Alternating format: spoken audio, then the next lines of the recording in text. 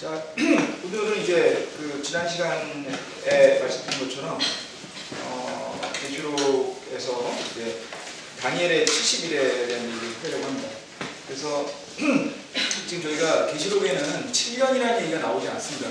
7년 대환란이라는 얘기를 계속 하는데 정작 계시록에는 7년이라는 말이 안 나오거든요. 7년이라는 얘기가 어디서 나온가를 말씀을 드리려고 하면 다니엘서를 볼 수밖에 없는데요. 다니엘 70일을 많이 들어보셨죠? 많이 들어보셨는데 일단 다니엘 70일에 대한 구절을 찾아보겠습니다. 다니엘서 9장입니다. 9장 24절입니다. 다니엘서 9장 24절.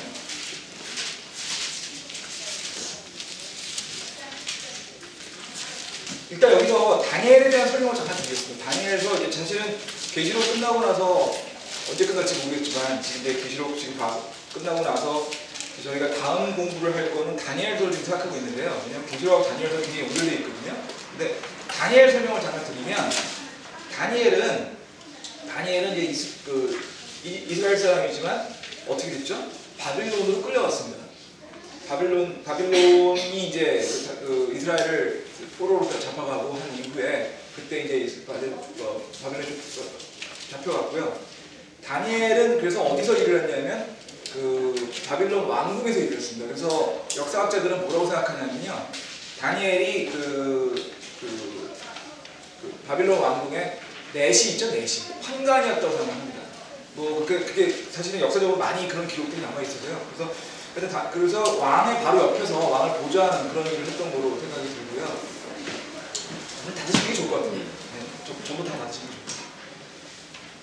그런데 이제 다니엘이 바빌론에 잡혀간 이후에 무슨 일이 생겼냐면 바빌론 왕국이 메데 페르시아 제국한테 멸망을 했습니다.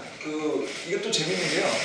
페르시아 제국한테 멸망한 것들이 역사 기록에 보면 굉장히 급격하게 일어났습니다. 왜냐하면 바빌론 도성을 페르시아 제국군들이 둘러싸고요. 키루스 제대가 둘러싸고 그리고 하룻밤 만에 들어왔다고 되어 있거든요. 어떻게 들어왔냐면 밑에 있는 수로를 통해서 들어와가지고 하룻밤 만에 바빌론을 정복한 거로 역사 기록들이 나오는데 성경에도 그런 기록이 그대로 나와있습니다. 잔치하다가 벨사살 왕이 잔치를 하다가 죽었다는 기록이 나오잖아요. 11개 보면 그 기록이 역사 기록하고 연결되어 있거든요. 그래서 하여튼 지금 다니엘은 그래서 바빌론 시대에 끌려갔지만 페르시아 제국이 바빌론을 멸망시키고 난 이후에도 계속 있었던 사람입니다. 그러니까 바빌론 제국과 페르시아 제국에 걸쳐서 있었던 사람이죠. 다니엘이 지금 다니엘서 9장은요. 다니엘이 이제 기도를 하는 과정에 환상을 봅니다. 그 환상을 보는 거에 대한 얘기인데요. 24절 보시면 그러므로 알고 깨달을지니라 예루살렘을 회복하고 건축하라는 명령이 나가는 때로부터 통치자 메시아의 일까지 7일에 62일에가 있으니 심지어 곤란할 때에 거리와 성벽이 다시 건축될 것이요. 여기 일단 볼게요. 24절 보시면 지금 예루살렘을 회복하고 건축하라는 명령이 나가는 때부터 7일에가 62일에 69일에가 있다는 뜻인 거죠. 그리고 또 거기 보면은 거리와 성벽이 건축될 것이다. 그러니까 예루살렘이 다시 건축될 것이라는 얘기고요. 성전이 건축될 것이고요. 그 다음에 보시면 62일의 이후에 메시아가 끊어질 터이나 자기를 위한 것은 아닙니다. 그러니까 메시아가 돌아가시긴 하는데 그 메시아가 돌아가시는 것은 메시아를 위한 것이 아니라 우리를 위한 거라는 얘기죠. 자기를 위한 것이 아니니까. 그러니까 이거는 예수 그리스도의 돌아가심을 얘기하시는 거고요. 그러니까 십자가 못 박혀 돌아가시는 거. 장차 이 말 통치자의 백성이 그 도시와 성소를 파괴하려니와 그것의 끝에는 홍수가 있을 것이요. 또 전쟁이 끝날 때까지 황폐할 것이 걱정되었느니라. 그가 많은 사람과 한 일해 동안 언약을 확정하니 그가 그 일의 한 중간에 희생물과 복원물을 그치게 하며 또 가증한 것들로 뒤덮기 위하여 심지어 완전히 끝날 때까지 그것을 황폐하게 할 것이요. 작정된 그것이 그 황폐한 곳에 쏟아지리라. 지금 중요한 것이 26절, 27절인데요. 보시면요. 26절에 62일에 메시아가 끊어졌습니다. 그죠? 끊어졌습니다. 그 다음에 장차 이 말 통치자. 이거는 메시아가 아닙니다. 이게 적그리스도입니다. 적그리스도고요. 그 뒤에 27절에 그가라고 하는 것도 적그리스도입니다. 그러니까 메시아가 끊어진 이후에 적그리스도가 와서 그 성소와 도시를 파괴하는 그 성소와 도시가 예루살렘이죠. 그 적그리스도가 와서 예루살렘을 파괴하고 그거를 할 건데 거기 또 무슨 일? 27절에 보세요. 그 적그리스도는 한 일해 동안 언약을 할 거고요. 그 일의 중간에 희생과 보험물을 그치게 할 거고 가증한 걸 뒤덮기 위해서 황폐하게 할 것이다. 이렇게 되어 있습니다. 그러니까 이거를 다니엘서만 놓고 보시면은 이게 뭔 소린가 싶을 텐데 이거를 이제 저희가 계시록하고 비교를 해보시면요. 적그리스도가 와서요. 그리고 여기서 이레라는 말은요. 이레라는 말은 원래는 주일이라는 뜻입니다. 한 주라는 뜻입니다. 근데 성경에서 하루가 1년으로 해석되는 경우가 꽤 있거든요. 그래서 이레라는 말이 7일로 해석되는 경우도 있고요. 문맥에 따라서 7일연으로 해석되는 경우도 있습니다. 그래서 여기서 이래는 연으로 해석을 돼서 7일연으로 생각을 해야 되는데 계시록과 이 다니엘서를 연결해서 보면 이게 어떻게 되는 거냐면 그리스도가 와서요. 적그리스도가 와서요. 적그리스도가 예루살렘을 통치하고요. 언젠가 통치하냐면 7년을 통치합니다. 한 이래 동안 통치하게 되어 있어요. 근데 7년 동안 어떻게 하냐면 언약을 맺는다는 거죠. 평화의 통치자로 오니까 처음에는 평화의 통치자로 와서 이스라엘 백성들과 또는 세계에 있는 사람들과 언약을 맺어서 그들을 통치하게 되는데 7년 중에 중간까지는 평화의 통치자로서 자기의 본색을 드러나지 않다가 그 일의 한 중간에 27절 보세요. 한 중간에 희생과 봉헌 그러니까 3년 반 동안은 성전을 건축하고 주님에 대한 희생물과 봉헌물을 드리게 했다는 거예요. 그러니까 그냥 정상적으로 주님께 봉헌물을 성전에 드렸으니까 사람들이 의심은 안 했겠죠. 그런데 한 중간이 돼가지고 그걸 모두 다 멈추게 하고 그 다음에 누구를 숭배하라고 하냐면 자기를 숭배하라고 하는 겁니다. 그러니까 정리를 해보면 7년 동안에 언약을 맺어가지고 적그리스도가 왔는데 그 적그리스도 3년 반은 마치 주님을 봉헌하는 것처럼 하다가 중간이 돼가지고 마음을 바꿔서 이제 나를 숭배해라. 내가 왕이다. 내가 하느님이다. 이런 식으로 지금 하는 게 나온다는 얘기죠. 그러니까 그래서 결과적으로 이걸 정리해보면 24절, 다니엘서 9장 24절과 27절 얘기는 사실은 두 가지 사항이 두 개 다 있는 겁니다. 뭐가 있는 거죠? 예수님이 초림하셔가지고 십자가에 못 박혀 돌아가시는 거하고 그 다음에 마지막 대환란기에 있어서 적그리스도가 와서 적그리스도가 7년간 대환란기를 겪는 과정 또 대환란기 중에 전 3년반과 후 3년반에 나눠서 적그리스도가 사람들을 속이는 과정 이 과정이 둘 다 있는 겁니다. 둘 다. 그죠? 그러다 보니까 사실은 다니엘서 9장과 그 다음에 계시록을 읽으시면 전체 내용이 이해가 될 텐데 근데 다니엘은 사실은 지금 이 예수님의 초림과 이 뒤에 대환란 기간이 쭉 연결되는 걸 설명을 하고 있기 때문에 이것만 보게 되면 마치 대환란 기간하고 메시아가 가신 기간이 그냥 연결된 것처럼 볼 수도 있는 거예요. 근데 이걸 보통 어떻게 부르냐면 예언의 두 봉우리라고 보통 부릅니다. 예언자는요. 예언은 대언의 한 부분이 예언이죠. 그는 대언자들한테 환상을 보여주시는 거잖아요. 주님께서 환상을 보여주시면 이제 그 환상을 보여주실 때 먼 미래의 것들을 환상을 보여주실 텐데 다니엘의 시각에서 보면 중요한 사건들만 보이게 되니까 중요한 사건을 봤을 텐데 한 가지 중요한 사건은 예수님이 돌아가시는 사건이었을 거고요. 그 다음 중요한 사건들은 환란기였을 겁니다. 그게 겹쳐서 보이는 거죠. 겹쳐서 마치 산에 올라가서 보시면 산들이 쭉 있지 않습니까? 그러면 사실 그 산들 봉우리만 보이시지 가운데 계곡이 안 보이시잖아요. 그래서 이걸 예언의 두 봉우리라고 부르는 이유가 다니엘 입장에서 볼 때는 가장 중요한 사건 두 개가 보이다 보니까 환란기랑 예수님 돌아가시는 것만 자세히 보이는 거예요. 왜냐면 봉우리니까. 그 중간에 있는 그 교회 시대에 대한 얘기들은 상대적으로 잘 안 보이는 거죠. 그래서 다니엘 쓴 내용들은 그런 환상을 쓰다 보니까 결국 예수님의 돌아가심과 그 환란기에 대한 얘기만을 집중적으로 쓰게 된 겁니다. 이렇게 돼 있고요. 그러면 이제 다니엘서 9장 24, 27절에서 이게 계시록에 대한 얘기라는 걸 알 수가 있는데 이거를 여기서 아주 굉장히 중요한 정보가 있습니다. 무슨 정보죠? 예루살렘을 회복하고 건축하는 명령이 나가는 때로부터 7일에와 62일이라는 얘기니까요. 이걸 뒤집어 얘기하면 예루살렘을 회복하고 건축하는 때로부터 69일의 뒤에 주님이 돌아가신다는 얘기잖아요. 맞죠?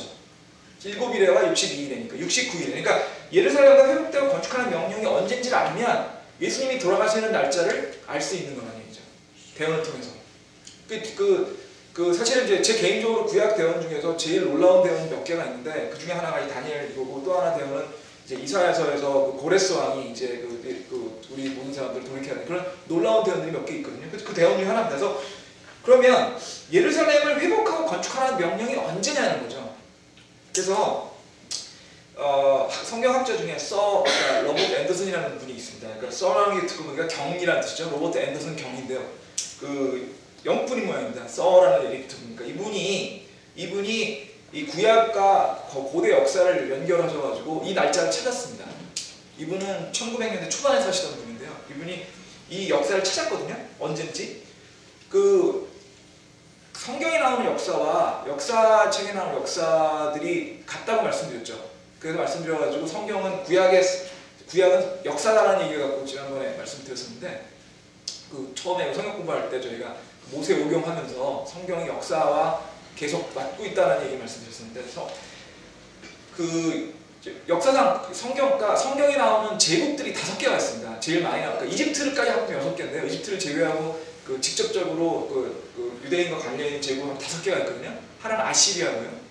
아시리아 제국이 제일 먼저 있었고요. 아시리아 제국을 멸망한 거는 바빌론 제국입니다. 역사적으로 얘기하면 정확히 얘기하면 신바빌론 제국입니다. 구바빌론이 옛날에 있었기 때문에 구바빌론이 아닌 신바빌론 제국이 있었고요. 아시리아 다음에 바빌론 제국 다음이 나온 게 페르시아입니다. 페르시아 제국이고요. 페르시아 제국 다음에 나오는 게 여러분들이 잘 아시는 누구죠? 알렉산더 대왕이 나오는 그리스 제국입니다. 그 그리스 제국이 헬라 제국이라고 하죠. 헬라스라는 말이 그리스라는 뜻이거든요. 그래서 헬라 제국이 있고요. 그리스 제국 다음이 로마 제국이에요.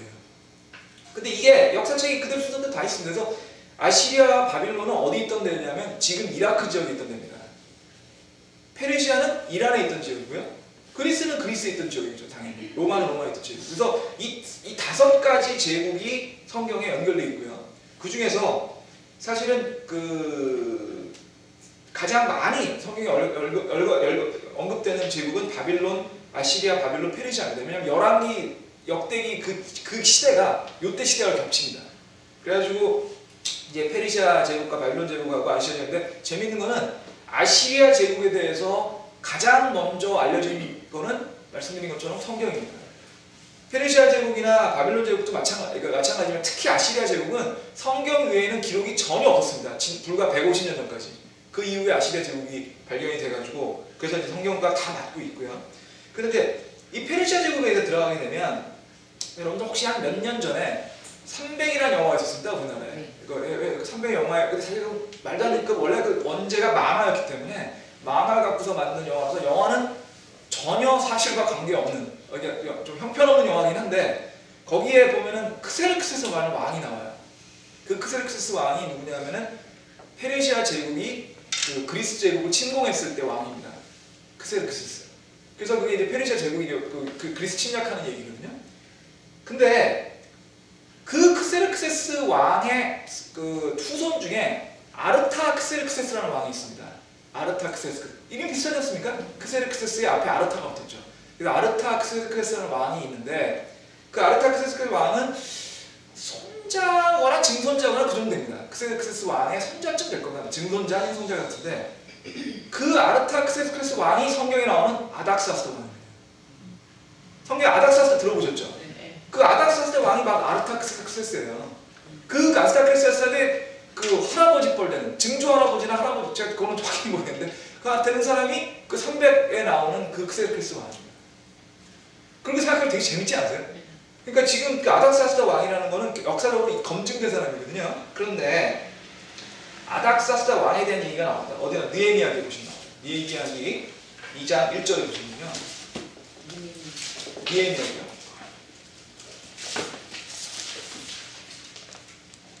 느헤미야기 2장 1절 보시면 아닥사스다 왕의 제21년 니산월에 왕의 포도즙이 있었고 내가 그 포도즙을 들어 왕에 드리니라. 이제 내가 전에는 왕 앞에 슬퍼한 적이 없었으므로 라고 되어 있습니다. 지금 느헤미야가 아닥사스다 왕 앞에 있다는 얘기잖아요. 근데 지금 보통 성경학자들이 뭐라고 얘기를 하냐면 느헤미야의 직책이 아닥사스다 왕의 잔을 드는 자 라고 포도주를 드는 자, 포도주를 맡은 자 이렇게 보통 얘기를 합니다. 근데 그게 여러분들 어디서 듣던 직함 아니세요? 요셉 얘기 창세기 보면요. 요셉이 감옥에 갇혔을 때 요셉 감옥 갇혔을 때 같이 있던 사람 중에 뭐 잔을 드는 자, 빵을 굽는 자 그런 게 있었지 않습니까? 전제 왕권 시대, 왕이 모든 권력을 갖고 있던 시대에는 사실은 왕의 옆에 있는 사람들이 굉장히 높은 권력을 가진 겁니다. 간단히 얘기 드려가지고 왕의 잔을 맡은 자가 그 잔에다가 독약을 틀면 그냥 왕은 죽는 거 아닙니까? 그 왕 입장에서는 왕의 잔을 맡은 자는 가장 믿는 사람이어야 될 거고 뒤집어 얘기하면 가장 권력에 가까운 사람인 거죠. 지금으로 치면 뭐 비서실장이거나 아니면 뭐라 그러죠? 대통령실장이라고 해요. 요즘에 또 비서실장이 안 그러죠. 이제 대통령실장이라고 그러죠. 뭐 그런 거죠. 그런 거죠. 굉장히 권력에 가까운 그런 사람인 거죠. 그래서 그 유대인들이 워낙 우수한 사람들이거든요. 워낙 우수한 사람입니다. 저도 유대인들하고 일을 많이 해봤는데 굉장히 똑똑합니다. 유대인들 굉장히 똑똑하고 또 어떻게 보면은 좀 이렇게 아주 좀 뭐 이렇게 냉철한 사람들이어가지고 어디 가도 정말 자기의 목 사는 사람들이거든요. 그러다 보니까 이렇게 그 제국들이 있어서도 유대인들이 그 제국에서 굉장히 중요한 역할을 많이 했어요. 그러다 보니까 이렇게 왕들의 그 왕궁 안에서 굉장히 높은 역할을 많이 했거든요. 그래서 아닥사스다 왕 시대에도 느헤미야가 유대인이지만 굉장히 높은 위치에 있었던 거죠. 왕의 바로 옆에. 근데 그 아닥사스다 왕이 바로 아르타크세스고요. 그 아르타크세스 왕은 몇 년도에 즉위해서 몇 년도에 죽었는지가 역사 기록에 나옵니다. 그 역사 기록이 발견된 지가 얼마 안 됐어요, 문제는. 근데 한 100년, 200년밖에 안 됐습니다. 그래서 그 역사 기록과 비교해보면 아르타크세스 왕의 21년이라는 해가 기원전 445년이라고 확정이 된 겁니다. 그러니까 정리해볼게요. 다니엘서 9장 27절에 보시면 예루살렘을 회복하고 건축하라는 때라고 얘기가 되어 있는데 회복하라고 건축하라는 때는 느헤미야기 2장 1절에 나오는 아닥사스다 왕의 제21년 니산월이고요. 그 21년 니산월을 역사 기록과 그 각종가는 자료를 가지고 역사를 해보니까 BC 445년이더라. 그게 서 로버트 앤더슨이라는 분이 찾아낸 건데 그 이후에 계속 그게 정서로 굳어져 있습니다. 445년입니다. 근데 그럼 그 445년에 무슨 일이 있었냐고 보죠. 볼게요. 느헤미야기 2장 1절부터 읽겠습니다. 이게 왕 앞에 얘기하는 거예요. 왕이 내게 이르되 내가 병들지 아니하였거나 어찌하여 내 얼굴에 슬픈 기색이 있느냐. 그것은 분명히 마음의 슬픔이로다. 하므로 그때 내가 매우 심히 두려워하며 왕이 가르되 왕께서는 영원토록 사시옵소서. 그 도시 곧 내 조상들의 돌무덤이 있는 곳이 황폐하고 그 도시의 성물들이 불타 없어졌으니 어찌 내 얼굴에 슬픈 기색이 없사오리까 하며 이에 왕이 내게 이르되 그러면 내가 무엇을 원하냐 하기에 내가 하늘의 하나님께 기도하고 땅에 가르되 왕께서 만일 기뻐하시고 왕의 종이 왕의 눈앞에서 은총을 믿었사하면 왕께서 나를 유다로 내 조상들의 돌무덤인 도시로 보내사 내가 그 도시를 건축하게 하옵소서 하였더니 그때 왕비도 왕의 곁에 앉았더라. 왕이 내게 이르되 내 여행이 얼마나 걸리겠냐 내가 어느 때에 들어가냐 하라 하고 이처럼 왕이 나를 보내기를 기뻐하길래 내가 기한을 정해주고 또 왕이 하는데 왕께서 만약 기뻐하거든 강 건너의 총들이 내리는 편지를 내게 주라 그들이 나를 데려다가 마침내 유다에까지 이르게 하시고 이렇게 되어 있습니다. 1절 7절까지요. 무슨 얘기죠? 왕 앞에 나가지고 지금 왕을 보조하고 있는데 얼굴이 굉장히 안 좋았던 모양이에요. 근데 그 전제왕권 시대에서 왕 앞에서 얼굴이 찌푸러진 거는 굉장히 위험한 겁니다. 왜냐하면 왕 입장에서 볼 때는 기분 막 좋게 생각을 해보세요 여러분. 기분이 되게 좋아요. 아침에 다 일어나가지고 기분 막 좋고 하는데 누가 나한테 아침 드셔야죠 그래가지고 이제 뭐 가져왔어요. 뭐 호텔에 있다고 생각하시죠. 호텔에 있는데 직원이 서비스해가지고 가져왔는데 직원이 5만 상을 찍으면서 기분 나쁘게 왔다고 생각해보세요. 물론 그 사람이 내 종은 아니지만 기분 나쁘죠. 이 자식 이게 나를 장난을 치나 이렇게 생각할 거 아닙니까? 일단 기분이 굉장히 좋은데 굉장히 화가 날 것 같아요. 저 같으면 아니 얘가 나를 지금 그러고 있는 거예요. 지금 뭐냐면은 지금 그 아닥사스다 왕의 그 지금 거기 가가지고 그 포도즙을 갖고서 느헤미야가 갔는데 느헤미야가 왕 앞에서 방긋방긋 웃으면서 아이 폐하 건강하십니까? 뭐 이래도 지금 시원찮은 마당에 얼굴이 막 찍으니까 지금 왕이 너 어디 아프니? 이러는 겁니다. 너 어디 아프니? 너 얼굴이 왜 그러니? 이러고 있는 겁니다. 그러면 사실은 일반적이라면 이렇게 나와야 되죠. 아니 그게 아니고요. 죄송합니다. 제가 컨디션이 별로 안 좋아서 죄송합니다. 폐하 정말 죄송합니다. 이렇게 나와도 여러분 아침에 와서 커피 아침 시켰는데 그 웨이터가 막 5만 원 시키면 여러분께서 웨이터한테 왜 어디 아프세요? 그래서 죄송합니다 그러지 웨이터가 당신이 와서 기분 나빠서 그러는데 그러겠습니까? 그잖아요. 지금 그런데 느헤미야가 무슨 짓을 하고 있었을까 지금? 무슨 얘기하고 있냐면 사실은요 이러이러해서 기분이 나쁜가 보다 이러는 거예요 지금. 슬프다고 얘기하고 있지만 슬프거나 기분 나쁜 거나 마찬가지 아닐까 왕 입장에서 보면. 사실은요 얘가요 지금 저기 예루살렘에서 여기 와 있는데 예루살렘이 불타고 다 망가졌다고 그래가지고 그 생각만 하면 기분이 굉장히 안 좋아서 지금 폐하 앞에서 제가 이렇게 서빙을 하고 있는데 그 생각만 하면 제 기분이 안 좋습니다. 그래서 기분이 나쁜 겁니다. 그럴 겁니다. 그럼요 이 구조를 갖다가 여러분들이 호텔에 가가지고 서비스 받는 입장에서 생각을 해보시면 이런 거예요. 기분 나쁘는데 사실은요 제가 우리 집에 무슨 일을 안 하고 왔는데 그 일하고 안 와가지고 집에 엉망이 있어서 그 생각만 하면 내가 서빙을 하면서 기분이 안 좋아서 그렇습니다. 그럼 여러분 어떡하세요? 매니저 좀 불러오세요? 그럴 것 같아요. 저 같으면. 이거 왜 봐라? 매니저 좀 불러오면 여기 담당 매니저 좀 불러오고 지금 서비스 뭐 하는 거예요 지금? 아니 자기가 집에도 그런 거 같고 왜 나한테 서비스하면서 저런 얘기 하냐? 저게 그 기본적으로 봉사하는 사람의 매너가 안 되는 거 아니냐? 그리고 매니저 불러오겠죠? 아니 이 호텔은 도대체가 서비스를 왜 적당히로 하냐고. 아니 집에 뭐 수리가 안 돼가지고 뭐 그것 때문에 얼굴이 안 찌푸렸다는 얘기를 나한테 왜 하냐? 나는 그 가격 다 내고 여기서 먹고 있는 건데 아침 기분 좋기 시작하는데 가족들 다 모여 있는데 여기 보면 뒤에 왕비도 있다고 돼 있어요. 왕비도. 그 뒤에 보면 왕비 나오니 실전에 그럼 지금 우리 집사람도 옆에 있는데 지금 내가 지금 뭐가 되냐고 지금. 그럴 거 아니에요. 그럼 매니저한테 하고 저 교육 좀 시키라고. 그러시겠죠. 왕 같은 전일 것 같아요. 아니 이 녀석이 지금 내 앞에서 지금 뭐 불평을 하는 거야? 이놈을 나가 죽여라! 할 말 없는 거예요 지금. 목숨 걸고 하고 있는 거예요 지금 이거.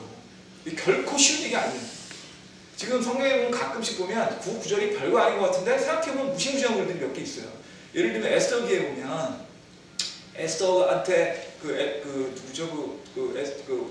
남편이지만 왕한테 가가지고 이스라엘 백성을 살려달라는 얘기를 하라고 삼촌이 얘기하잖아요. 근데 그때 뭐라 그러냐면 그 왕한테 불평하면 죽이게 돼 있거든요. 그 전 왕비도 왕한테 말대꾸 하다가 쫓겨났거든요. 그 사실 에스더 목숨 걸고 하는 거예요. 그거 별 생각 없이 쭉 성경을 읽고 그런가 보다 하지만 그 맥락을 한번 생각해 보시면 이거 진짜 어려운 일이네. 그런 생각 들죠. 느헤미야도 지금 지금 목숨 걸고 얘기하는 거예요. 왕 앞에서 안색을 이렇게 해가지고 그런 식으로 얘기했는데 왕한테 그렇게 대놓고 그런 얘기를 하고 있는 거예요 지금. 그 예루살렘을 건축하지 못하고 예루살렘이 망가져서 굉장히 슬픕니다. 이 얘기하고 있는 거거든요. 그랬더니 정말 이건 주님의 은혜신데요. 주님의 은혜신데 아닥스야스가 왕이 이 녀석을 나와서 죽여라 하라고 얘기하지 않고 그래? 그럼 언제 갔다 오면 될 거 아니야? 가서 고치면 될 거 아니야? 갔다 와. 얼마나 걸리겠느냐? 너 오래 안 걸리는 거지? 나 너 보고 싶은데 너무 오래 안 걸리지? 그러고 있는 거예요.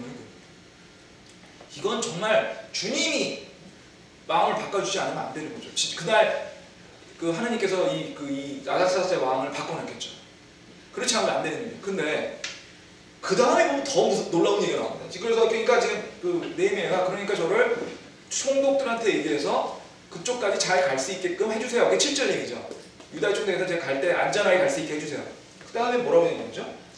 또 왕의 상림감독 아삽에게 편지를 내사 그가 그 집에 속한 궁궐의 문주가 그 도시의 성벽과 내가 들어갈 집을 짓기 위한 들보들을 만들도록 내게 제목을 주게 하옵소서 하매 내 위에 임한 내 하나님의 선한 손에 따라 왕이 내게 허락합니다.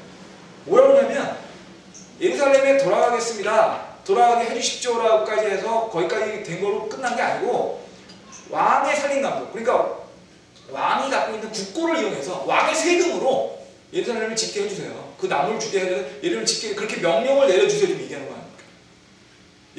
근데 예루살렘 성벽이 건축되는 거랑 페르시아 왕의 그걸 유지하는 거랑 무슨 상관이 있습니까? 그러니까 예를 들면 이런 거예요. 그러니까 여러분들 집을 고치고 싶은데 국가 세금을 얘기해가지고 여러분 집 고쳐달라고 하는 거예요 지금. 이것도 이 녀석이 지금 제정신을 못 차렸구만. 지금 가게 해줬는데 가게 해주는 정도가 아니라 제목을 줘서 다 국고를 쓰게 해? 이거 어떻게 보면 횡령이야 이거?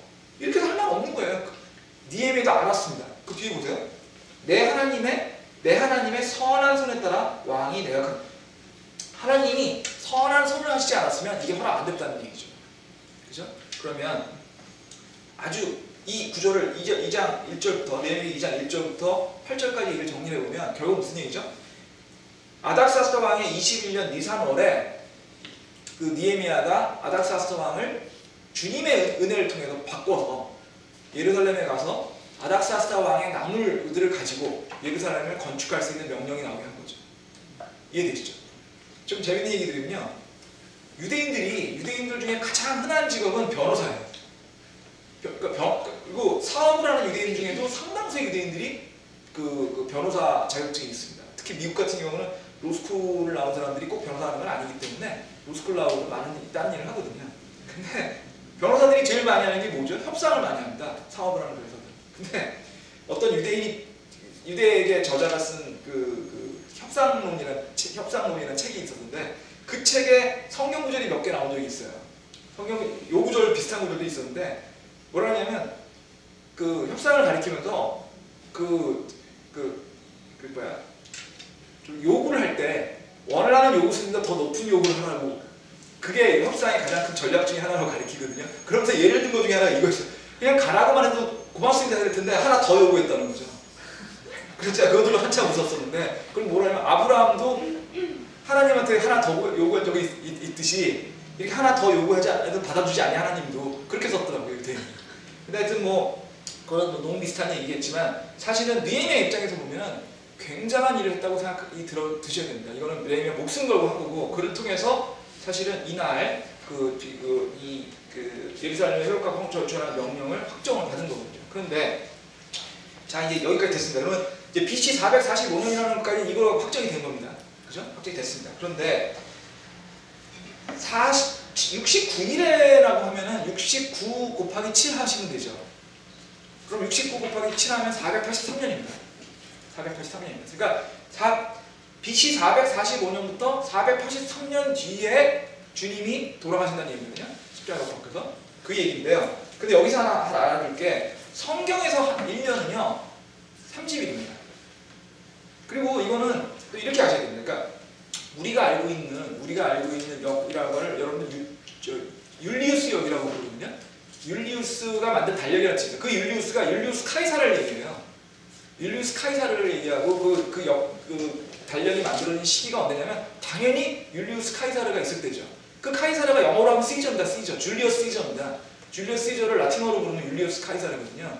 그 율리우스 카이사르가 만든 달력을 그 뒤에 일부 고치긴 했지만 기본적으로 율리우스 카이사르의 달력에 따라서 우리가 지금 달력을 쓰고 있습니다. 그러니까 지금 달력은 율리우스 카이사르 이전엔 없었던 거죠.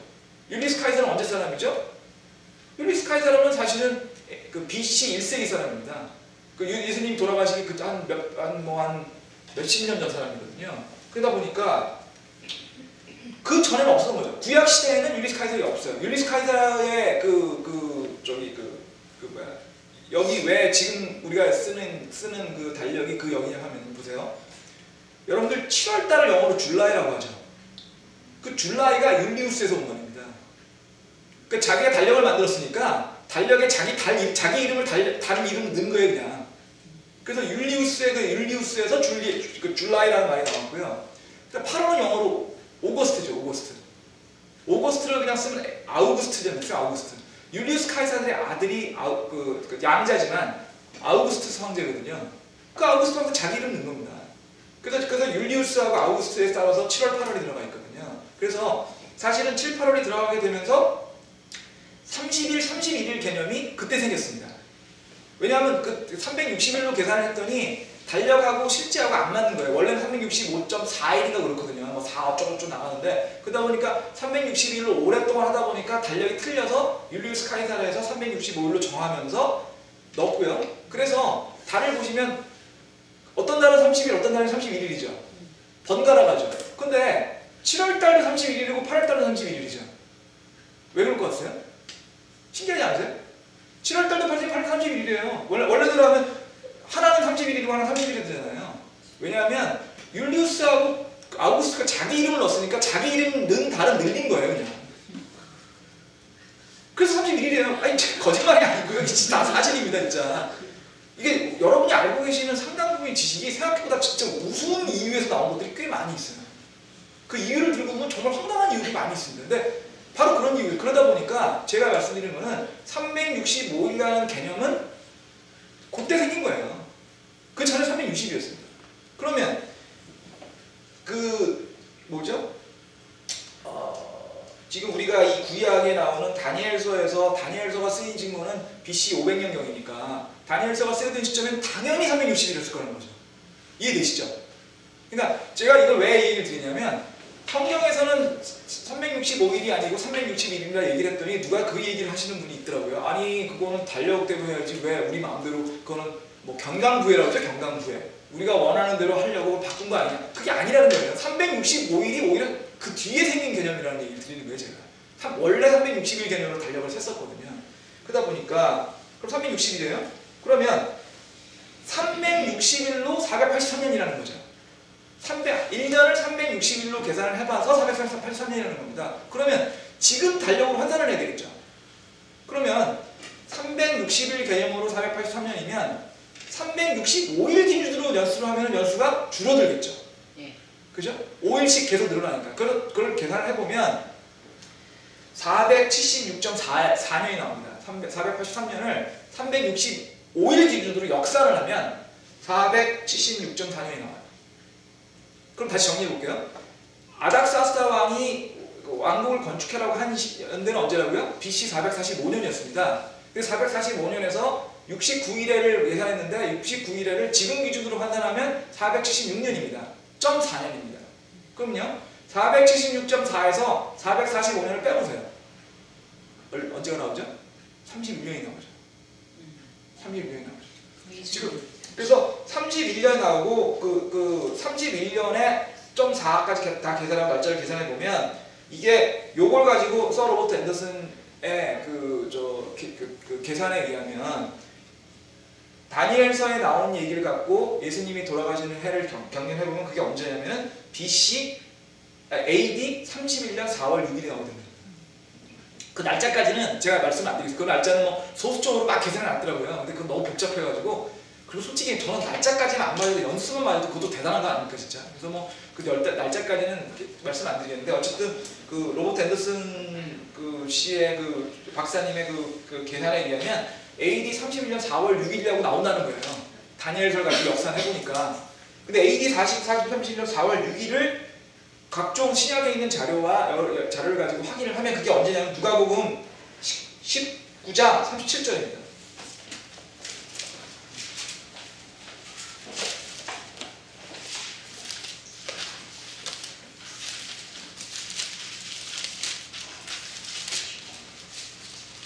누가복음 19장 37절 읽겠습니다.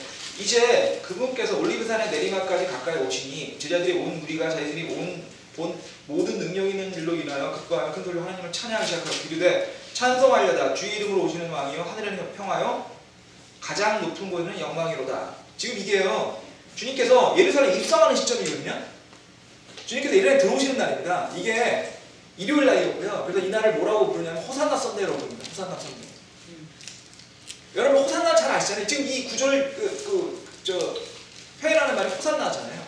근데 이 날을 호산나 썬데이라고 부릅니다. 그래서 그 달력을 확인하면 AD 31년 4월 6일이 일요일이었고요. 그래서 그 일요일이 호산나 썬데이고 요 며칠 뒤에 예수님이 돌아가시죠. 십자가에 박혀서. 그래서 지금 말씀드린 것처럼 다니엘서 정리해볼게요. 다니엘서 9장, 느헤미야서 2장, 누가복음 19장이 다 연결되어 있습니다. 이걸 통해 가지고 결국은 예수님의 그 돌아가심까지도 지금 성경에서 예언이 되어 있다.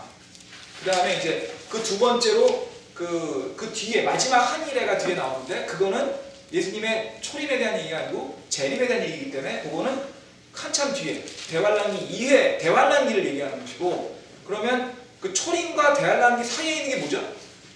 교회 시대죠. 지금 우리가 있는 교회 시대가 초림과 재림 사이, 정확히 말하면 초림과 대환란기 사이에 있는 거죠. 이게 이해되시죠? 이게 굉장히 중요한 개념입니다. 이게 좀 이따 다시 말씀드리겠는데 이 초림과 재림에 대한 얘기들이 이렇게 다 있고 중간에 교회 시대가 있다는 걸 이해를 하시고 그 다음에 그것이 지금 다니엘서에 있는 걸 이해하시고 나서 저희들이 또 확인해 볼 거는 뭐냐면 그래서 그럼 교회가 대환란기를 통과하냐 안 환란기랑 연결이 되거든요. 여기까지 이 개념을 일단 이해하시고요. 그래서 이것 때문에 그 7년이라는 것이 환란기라는 게 7년이라고 하는 거는 그 계시록에 나오지 않지만 다니엘서를 통해서 확장이 되는 것이다. 그래서 계시록의 환란기는 결국 다니엘의 마지막 한 일이라는 얘기고요. 그래서요. 그 다음에 저는 뭐 이것까지는 잘 모르겠는데 이렇게 써 있더라고요. 또 뭐라고 써 있냐면 여러분 성경에 보시면 예수님이 태어나셨을 때 동방박사들이 와서 경배하는 내용이 나오잖아요. 그 동방박사들이 경배하는 내용이 동방박사들이 이제 별을 보고 왔다고 되어 있지 않습니까? 근데 그럼에도 불구하고 동방박사들이 그 별을 보고 어떻게 그 메시아가 태어난지를 알았을까? 어떻게 이런 얘기들이 생각할 수 있는데 그래서 그 책에는 또 이렇게 돼 있더라고요. 그러니까 지금 아마도 그 동방 박사들이 그 예수님의 탄생을 알게 된 것도 다니엘의 이 그 체계에서 계산을 했을 때 그걸 가지고 역산했을 때 동방 박사는 결국 바빌론의 현자들을 얘기하는 거니까 바빌론 현자들이 다니엘서를 읽고 다니엘서를 통해서 영감을 받은 게 아닐까라고 생각한다고 돼 있긴 하더라고요. 근데 뭐 거기까지는 전 잘 모르겠고요. 근데 정말 중요한 점은 이 다니엘서에서 나오는 얘기와 느헤미야가 누가복음이 다 연결돼 있고 이걸 통해서 그 계시록의 그 환란기가 연결돼 있고 특히 중요한 점은 그 69일에가 끝나는 시점이 호산나 썬데이랑 연결된다는 거. 요가 제일 중요한 정보입니다. 그래서 이렇게 말씀드리고요. 자, 그럼 이제 그 다니엘의 이제 69일에와 마지막 한 일의 사이에 교회 시대가 있는 거고요. 그 교회 시대 안에 이제 우리가 지금 살고 있는 건데 그러면 그 교회 시대가 어떻게 시작된지 말씀 잠깐. 교회 시대는 어떻게 시작됩니까? 교회 시대는 오순절날 그 성령님이 내려오시면서 갑자기 시작됐죠. 물론 그 전에도 주님을 믿는 사람들이 있었습니다. 예수님의 제자들이 있었지만 본격적으로 교회가 시작된 거는 뭐 대부분의 성경학자들이나 대부분의 믿음들이 사실은 이제 그 오순절날 성령 강림을 통해서 중요합니다. 갑자기 교회가 시작됐다고 얘기들을 많이 하십니다. 그렇게 안 믿으시는 분들도 왕왕 있습니다. 교회가 그 오순절에 성령 강림 이전부터 있었다는 분도 꽤 있으세요. 뭐 아주 적은 아니에요. 근데 이제 일반적인 믿음은 오순절날 성령 강림으로 갑자기 시작됐다고 얘기를 하고요. 그 다음에 두 번째로 그 교회는 언제 없어지죠? 교회는 환란기가 시작되기 직전에 휴거로서 갑자기 끝나게 됩니다. 말이 되지 않습니까? 갑자기 시작됐으니까 갑자기 끝나게 됩니다. 그러면 처음에 갑자기는 어떻게 시작됐나고요? 성령님이 오셔서 갑자기 시작됐잖아요. 그 다음에 뒤에 끝나는 건 언제 끝나게 되죠? 예수님이 오셔서 갑자기 끝나게 돼요. 성령님이나 예수님이나 그거만 다른 거지 기본적으로 같은 컨셉인 거죠. 그래서 그 교회는 성령님과 예수님을 통해서 갑자기 시작됐다 갑자기 끝나게 됐다는 거.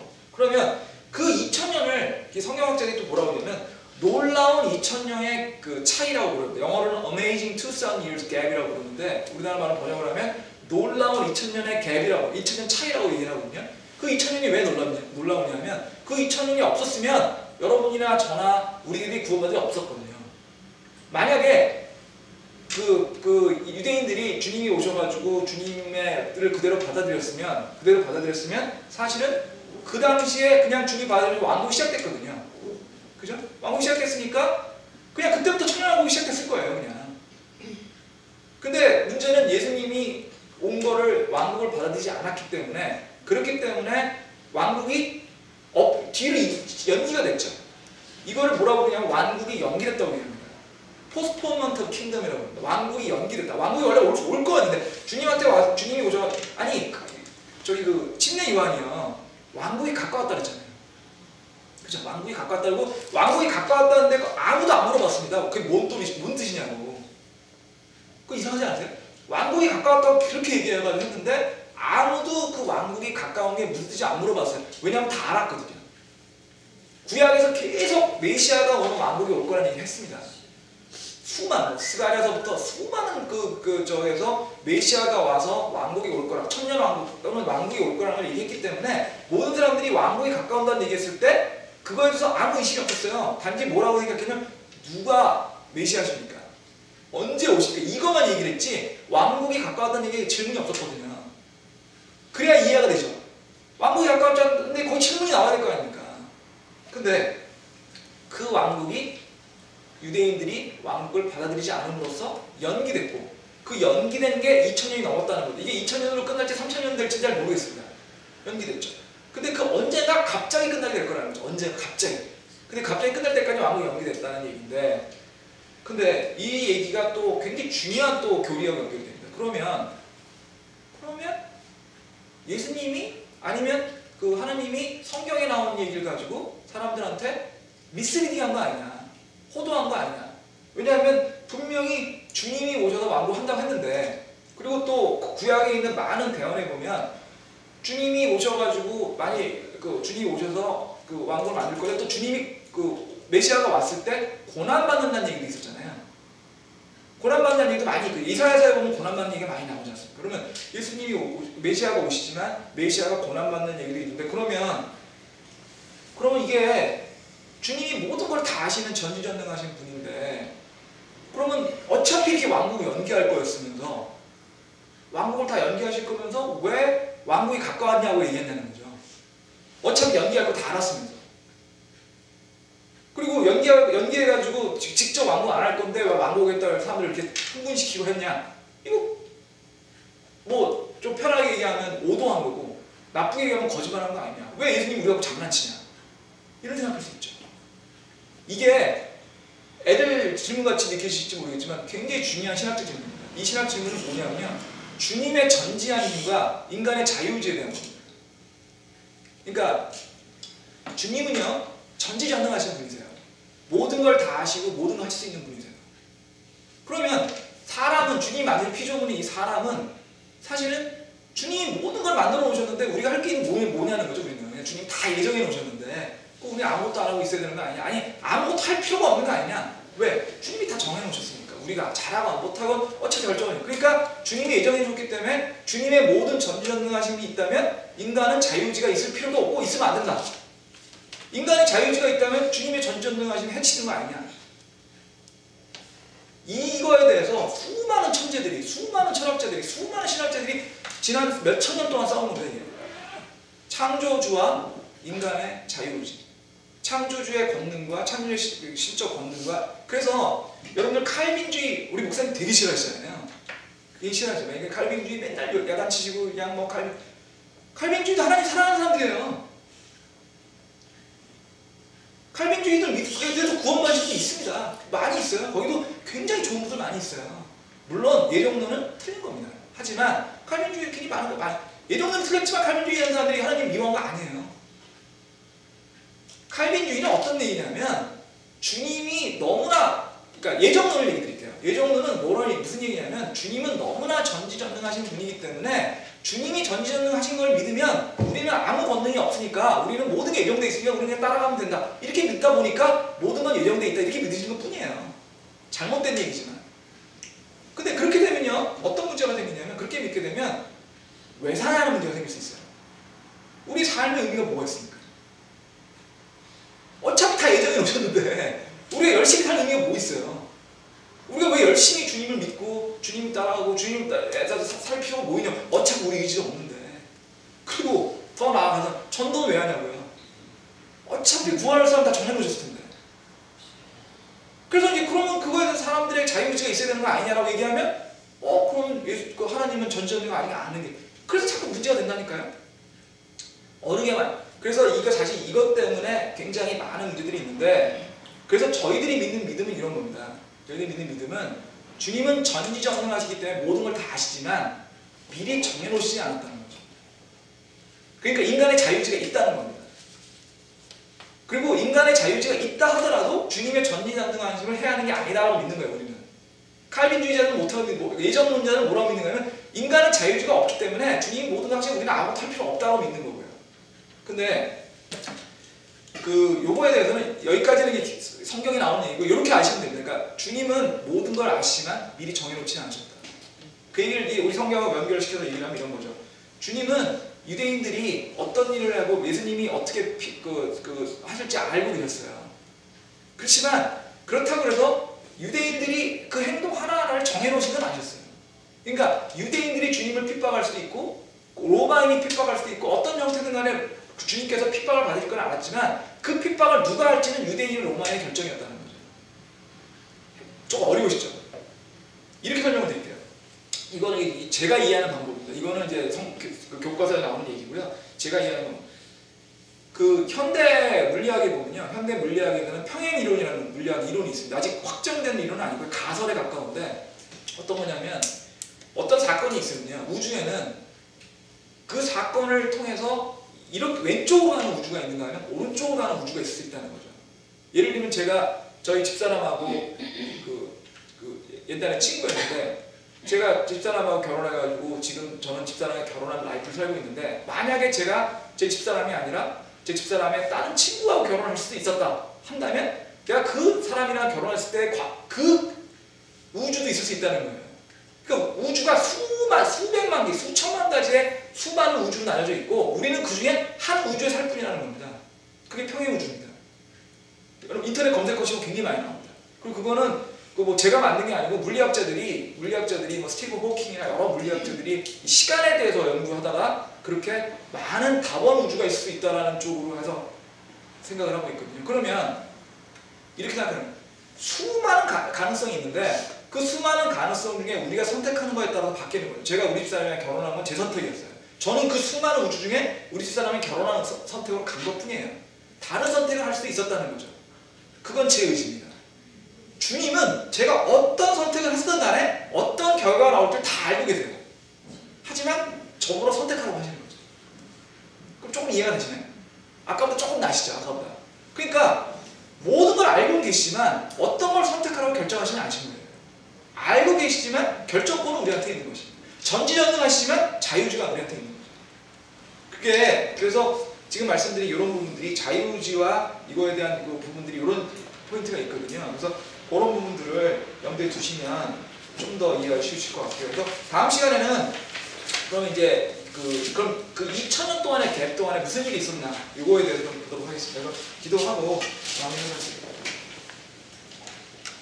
하나님 계신 우리 아버지, 오늘 저희한테 주님 말씀 다시 주셔서 감사드립니다. 주님, 저희가 주님의 주신 그 책이 얼마나 놀라운 책인지 저희가 알게 해주시고 또 그걸 통해서 더 주님 사랑할 수 있게 도와주시고 또 주님의 말씀, 주님 말씀을 저희가 그냥 머리로만 느끼면 가슴으로 받아들일 수 있도록 도와주시옵소서.